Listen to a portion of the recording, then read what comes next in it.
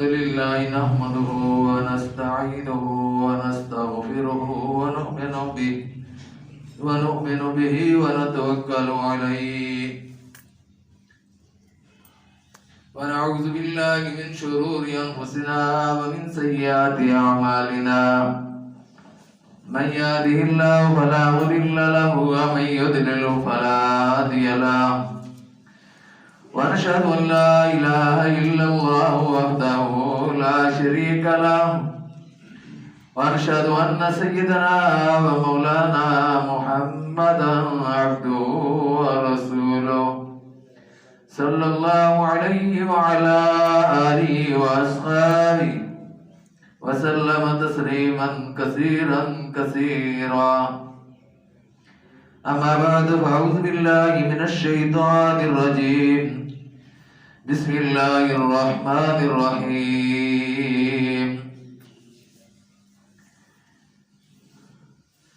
وإذا قيل لهم اتبعوا ما أنزل الله قالوا بل نتبع ما ألفينا عليه آباءنا أولو كان آباؤهم لا يعقلون شيئا ولا يهتدون.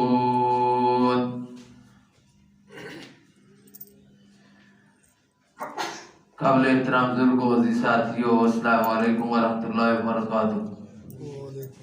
میں نے آپ کے سامنے قرآن مجید کی ایک آیت تلاوت کی ہے. اللہ سے دعا ہے مجھے قرآن و سنت کے مطابق بیان کرنے کی اور مجھے اور آپ کو سن کر عمل کی توفیق نصیب فرمائے.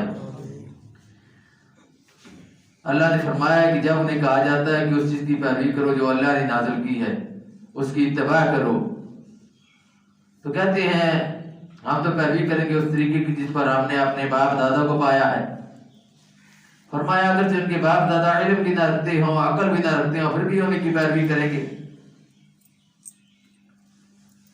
یہ مکھی پر مکھی مارنے والا عقیدہ غلط ہے. باپ دادا اگر تو رائے راست پر تھے تو ان کی تقلید کرنا بالکل صحیح ہے، گناہ نہیں ہے. تقلید کرنا کوئی گناہ کا کام نہیں ہے، اچھے کام کی تقلید کرنی چاہیے. قرآن و سنت کے مطابق باپ دادا زندگی گزارتے رہے ہیں تو ہم کہیں جی یہ تو ان کی تقلید ہو جائے گی، اس لیے ہم ان کی تقلید نہ کریں. اتباع کریں کس بات پر؟ انزل اللہ، جو اللہ نے نازل کی ہے. تو اللہ نے نازل کیا ہے قرآن. باپ دادا کے طور طریقوں کو چھوڑنا پڑے گا. معاشرے میں جو بات بنی ہوئی ہے، لوگ کہتے ہیں کہ ہم نے یہ کام کیا تو لوگ کیا کہیں گے. کوئی بھی کام کرنا ہو، انسانی سوچ ہے، ہم سوچتے ہیں لوگ کیا کہیں گے. یہ بھی ہم دیکھتے کہ اللہ کیا کہے گا، اللہ کا نبی کیا کہے گا. مر کر جب اللہ کے سامنے جائیں گے تو اللہ ہم سے اس بات کے بارے میں پوچھے گا. اس وقت لوگ وہاں پر نہیں کام آئیں گے، کوئی رشتہ دار بھی کام نہیں آئے گا. تو یہ ایک خطرناک قسم کا جملہ ہے، ایک خطرناک قسم کا وائرس ہے، ایسی بیماری کہ جس بیماری کا اثر نہ موت ختم کر سکے گی، نہ قبر اور نہ حشر. یہ ایسی بدبو ہے، ایسی سمیل ہے، ایسی گندگی ہے جس نے انبیاء علیہ السلام کے مشن کو تار تار کر دیا. انبیاء پر لوگ ایمان کیوں نہیں لاتے تھے؟ باپ دادا کے طریقے پر ہم چل رہے ہیں، ہم باپ دادا کے طریقہ کو نہیں چھوڑ سکتے. نبی کے طریقے کو اختیار کریں، اللہ باپ دادا کے طریقے کو چھوڑ کر ایسا نہیں ہو سکتا. ہم نبی کے طریقے کو نہیں اختیار کر سکتے. یہی رکاوٹیں بنی ہیں انبیاء علیہ السلام کے مشن میں کہ لوگ کیا کہیں گے. وہ ابو طالب کو جب نبی کریم صلی اللہ علیہ وسلم نے فرمایا تھا نا کہ کلمہ پڑھ لو، آخر وقت میں فرمایا کلمہ پڑھ لو، میرے کان میں کلمہ کہہ دو. اس نے کہا اگر آخر وقت میں کلمہ پڑھ لیا تو لوگ کیا کہیں گے. اتنا بڑا سردار ہو کر آخر میں چٹوس ہو گئی ہے. اس لیے لوگ کیا کہیں گے واقعی اس طرح لوگ دیکھتے ہیں. تو اس بات نے نبیوں کے مشن کو بھی برباد کیا. یہ دین اسلام کو پھاڑ دینے والی چیز ہے کہ لوگ کیا کہیں گے. لوگوں کے ڈر کی وجہ سے آدمی شریعت کے بعض عام مسائل پر عمل کرنا چھوڑ دیتا ہے کہ اگر اس طرح عمل کیا تو لوگ کیا کہیں گے. تو ایسا آدمی نہ ہی سچا مسلم ہے اور نہ ہی سچا امتی ہے، نہ ایسے شخص کی کامیابی دور دور تک اس کے بارے میں تصور یا خیال کیا جا سکتا ہے، ایسا کبھی نہیں ہو سکتا۔ وہ ناکام شخص کا جو لوگوں کو دیکھے کہ لوگ کیا کہیں گے، دنیا کی زندگی گزارنی ہے تو اللہ تعالیٰ نے اپنی کتاب دے کر بھیجا ہے نبی کریم صلی اللہ علیہ وسلم کو، اور ہمیں اس کی اتباع اور پیروی کا حکم دیا ہے، اپنے احکامات پر عمل کی تعلیم دینے کے لیے اس کتاب کو بھیجا ہے۔ تو اگر آپ یہ سوچنا شروع کرتے تو پھر دین پر عمل نہیں ہو سکتا، نہ ہی سنت پر عمل ہو سکتا ہے، نہ حدیث پر عمل ہو سکتا ہے، نہ ہی قرآن پر عمل ہو سکتا ہے۔ لوگوں کو دیکھتے رہو، لوگوں کا دباؤ ہے، لوگوں کا پریشر ہے، خوف ہے یا لالچ ہے کہ لوگ کیا کہیں گے، برادری کیا کہے گی، میرا قبیلہ کیا کہے گا، دوست احباب کیا کہیں گے، معاشرے والوں کے سامنے میں کس منہ سے جاؤں گا۔ اور پھر ہم مسلمان مٹی کے بنے ہوئے بتوں سے نفرت کرتے ہیں، پتھر کے بنے ہوئے بتوں سے نفرت کرتے ہیں کہ یہ بت ہیں، ان کی پوجا گناہ ہے، حرام ہے، شرک ہے، لیکن دلوں کے اندر جو بت ہم نے رکھے ہوئے ہیں ان کی پوجا ہم کرتے ہیں۔ سب سے بڑا بت خواہش نفس ہے۔ اللہ نے قرآن میں بھی فرمایا، أَرَأَيْتَ مَنِ اتَّخَذَ إِلَٰهَهُ هَوَاهُ، کیا تم نے ایسے شخص کو دیکھا ہے جو اپنی خواہشوں کی پیروی کرتا ہے، جس نے اپنی خواہش کو الہ بنایا ہوا ہے، الہ معبود خواہش کو بنایا ہوا ہے۔ تو جو خواہشوں کا پجاری ہو، خواہشوں کو جس نے الہ بنا لیا ہو، تو خواہشات کو الہ بنانے والا، خواہشات کی پوجا کرنے والا آدمی وہ بھی تجربہ کر رہا ہے۔ اس لیے اس سے بھی بچنے کی کوشش کرنی چاہیے۔ یاد رکھو، اگر لوگوں کی خوشنودی کے لیے، لوگوں کو خوش رکھنے کے لیے اور لوگوں کے طعنوں سے بچنے کے لیے راہ راست چھوڑا، صراط مستقیم چھوڑا، قرآن اور حدیث کو چھوڑ کر دنیاوی مشاغل کی طرف لگ گیا کہ سمجھا کہ اس میں ہمیں لوگ حقیر سمجھیں گے، ہماری لوگ باتیں کریں گے، تو پھر لوگوں کا منہ بند کرنے کی وجہ سے کہ لوگ اس طرح پھر میرے خلاف بولے نہ، چپ کیے رہیں، اللہ کے احکامات کو پیچھے چھوڑ دیا، نبی کریم صلی اللہ علیہ وسلم کے احکامات کو اور ان کی سنت سے منہ موڑ دیا، تو یہ چیزیں بھی شرک ہی کے زمرے میں آتی ہیں کہ لوگوں کی باتوں کا اس کو زیادہ خیال ہے، لیکن اس بات کا خیال نہیں کہ نبی کریم صلی اللہ علیہ وسلم نے کیا فرمایا ہے، اس بات کا خیال نہیں کہ اللہ نے اپنے قرآن میں کیا تعلیم ارشاد فرمائی ہے۔ تو یہ عمل بھی شرک کی خطرناک ایک قسم ہے، شرک کی خطرناک قسم ہے جو معاشرے کے اندر عام ہے۔ تو اللہ کے بندو، یہ جملہ، یہ فکرہ کہ لوگ کیا کہیں گے، معاشرہ کیا کہے گا، میرے رشتہ دار کیا کہیں گے، یہ چیز تو معاشرے کو برباد کرتی ہے۔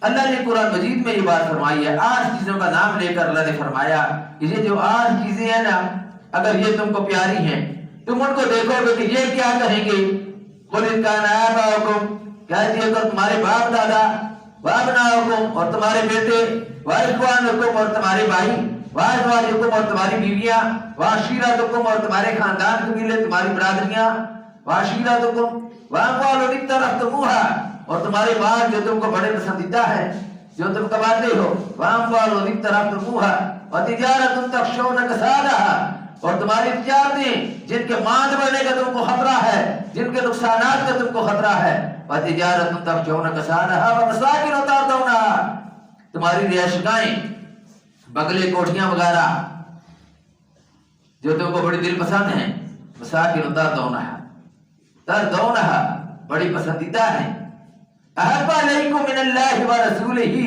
اگر یہ ساری چیزیں، یہ 8 چیزیں تم کو پیاری ہیں اللہ سے اور اللہ کے رسول سے، وجہاد فی سبیلہ اور اللہ کے راستے میں جہاد کرنے سے، انتک محنت اور جدوجہد اور جان فشانی کرنے سے، فتربصوا حتی یأتی اللہ بامرہ پھر اللہ کے عذاب کے فیصلے کا انتظار کرو۔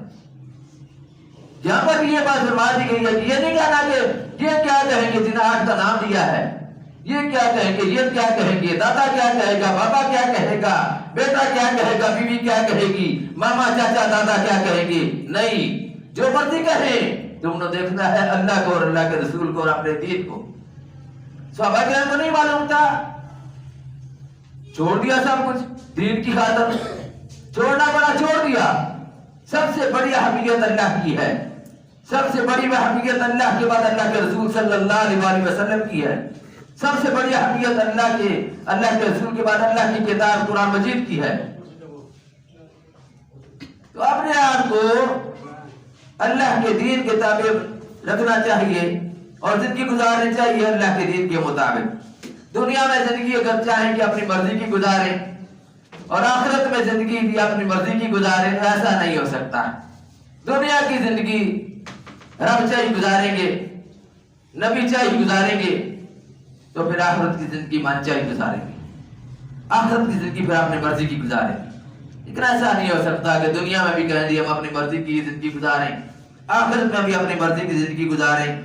तो ये अल्लाह ने कुरान में फरमाया है कि अपनी ख्वाहिशात को जो पूजा करता है उसने ख्वाहिशात को इलाह बनाया हुआ है, जो अपनी हर मर्जी को पूरा करने की कोशिश करता है। क्या तूने उस शख्स को देखा जिसने अपनी ख्वाहिश को अपना इलाह बनाया हुआ है, माबूद बनाया हुआ है। और दूसरी चीज ये है कि ख्वाहिश के बाद बाप दादा जो है उनकी अंधी तकलीद जिसको कहते हैं कि बाप दादा अगर गलत थे तो फिर गलत की तकलीद नहीं करनी चाहिए, अगर तो वो सही थे कुरान और सुन्नत के मुताबिक थे तो फिर उनकी तकलीद करनी चाहिए। यही चीज तो है कि कुरान और हदीस के मुताबिक आप जिंदगी वो गुजार रही है, हमें भी गुजारनी चाहिए, हमारे लिए उसमें एक सबक है।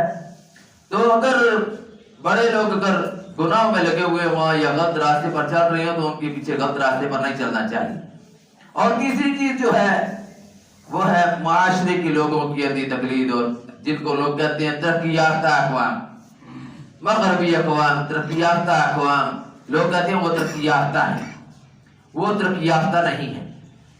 तरक्की याफ्ता अहले ईमान अगर आपने उस तरीके पर चले जो आज से 1400 साल पहले चलते रहे हैं, सहाबा इकराम रिज़वानुल्लाहि तआला अलैहिम अजमाइन ने उस तरीके को इख्तियार करके दुनिया को बता दिया था। आज भी लोग उनका नाम लेते हैं कि वाकई उन लोगों वो लोग कामयाब लोग थे, उन लोगों ने सही कामयाबी के तरीके पर अपनी हुकूमतें भी की हैं, इक़्तिदार को भी संभाला है, जाती जिंदगी भी अपनी सही गुजारी है, इज्तिमाई मामलात में भी खोटे सिक्के नहीं साबित हुए, वो खरे और सच्चे और सादिक और अमीन लोग थे, इसलिए वो लोग हमारे लिए नमूना है। तो लोगों में आमतौर पर ये होता है कि इन लोगों को देखें जो माशरे के लोग हैं, जो बड़ी कौमों के लोग हैं, देखा देखी का माहौल है, एक को देखते हैं दूसरा फिर वो राग इख्तियार करने की कोशिश करता है। जैसे कहते हैं कि खरबूजा खरबूजे को देखकर रंग पकड़ने की कोशिश करता है। ये देखते हैं कि यूरोप वाले बड़ी तरक्की कर रहे हैं, हमें भी वो तरीका इख्तियार करने की कोशिश करनी चाहिए। हमारे पास बेहतरीन तरीका रसूलुल्लाह सल्लल्लाहु अलैहि वसल्लम का तरीका है। आप सल्लल्लाहु अलैहि वसल्लम ने हुक्मरानी भी की है, चीफ जस्टिस के फराइज भी अंजाम दिए हैं, और आप सल्लल्लाहु अलैहि वसल्लम ने जर्नैल के फराइज भी अंजाम दिए हैं। आप सल्लल्लाहु अलैहि वसल्लम ने कौन सा काम है जो नहीं किया, हर काम करके ये बता दिया है कि ये काम इस तरह कर रहा है। इसलिए अल्लाह ने भी ये काम पसंद करके नबी करीम सल्लल्लाहु अलैहि वसल्लम के अल्लाह ने भी ये बात फरमा दी, लक़द कान लकुम फी रसूलिल्लाहि उस्वतुन हसना, तुम्हारे लिए रसूलुल्लाह की जिंदगी में बेहतरीन नमूना है। यह नहीं फरमाया कि रसूलुल्लाह की नमाज में तुम्हारे लिए बेहतरीन नमूना है, क्योंकि मालूम था कि बाद के लोग जो आएंगे वो तो लोगों की तकलीफ करेंगे, माशरे के लोगों की देखेंगे कि वो ऐसे कर रहे हैं, लोग क्या कहेंगे, लोग क्या कहेंगे, इस पर चलेंगे। इसलिए अल्लाह ने फरमाया कि कामयाबी का रास्ता रसूलुल्लाह का रास्ता है, कामयाबी का रास्ता कुरान का रास्ता है, कामयाबी का रास्ता इस्लाम का रास्ता है। इससे हटकर जो भी रास्ता इख्तियार किया जाएगा वो नाकामी और नामुरादी का रास्ता है। तो ये भी देखना चाहिए कि गमी और खुशी के मौका पर हम अपनी मर्जियां खत्म करें, हम सब मर्जियां अल्लाह और रसूल की इत्तबा में ही गुजारें, और ऐसे ना सोचें कि ये काम अगर हमने ना किया तो हमारी नाक कट जाएगी, ये काम अगर हमने ना किया तो हमारी जो है ये कमजोरी लोगों को मिल जाएगी कि शायद ये आदमी बहुत दुनियावी तरीके पर चलने वाला नहीं है, ये तो वैसे ही है। इस तरह के लोग बातें करेंगे तो लोगों की बातों से बचने के लिए ये काम ना करें। फिर इसके साथ साथ ये भी देखें कि जो हम नमाज पढ़ते हैं, जो हम अल्लाह को याद करते हैं, हमारी जिंदगी सिर्फ मस्जिद तक की है अल्लाह को याद करने वाली, या बाहर की अल्लाह को याद करने वाली है? बाहर की जिंदगी अल्लाह की मर्जी के मुताबिक होनी चाहिए ना, کہ مسجد میں صرف اللہ کی زندگی کے اللہ کی مرضی کے مطابق زندگی گزارے. دکان پر بیٹھا ہوا ہو 50 روپے کی چیز 100 روپے کی دے رہا ہو, تاجر ہو, اور مسجد میں آ کر استغفار کر رہا ہو, توبہ کر رہا ہو, نماز پڑھ رہا ہو, اللہ سے ڈر رہا ہو, آنکھوں میں آنسو اور رو رو کر دعائیں کر رہا ہو, باہر نکلے ہو تو بڑا ظالم بنا ہوا ہو, یہ اللہ کو چیزیں جو پسند نہیں ہے. جو حقوق العباد ہیں وہ کبھی معاف نہیں ہوں گے. یہ حقوق العباد کے ساتھ چیزیں تعلق رکھتی ہیں. لوگوں کے حقوق غصب کرنا, ناجائز حد تک پرافٹ لینا, اور کہنا کہ میں نماز پڑھتا ہوں 5 وقت اور میں تہجد کی نماز بھی پڑھتا ہوں, لیکن جب دودھ دے تو دودھ میں پانی ملا دے, اور نماز مسجد کے اندر پڑھے تو اندر مسجد کے ٹھیک ٹھاک شریعت کے مطابق زندگی گزارنے والا ہو. کپڑا اگر کسی کو دو تو کپڑا بیچنے والا کپڑا کھینچ کر دے, اور اسی طرح کر کے ہر چیز میں ملاوٹ کر کے 2 نمبر چیزوں کو قسمیں کھا کر خالص کیا کر لوگوں کو فروخت کرے. یہ چیزیں ساری غلط ہیں. ہمیں ان چیزوں کو بھی تبدیل کرنے کی کوشش کرنی چاہیے تاکہ ہماری مسجد کے اندر والی زندگی اور مسجد سے باہر والی زندگی ایک جیسی ہو جائے.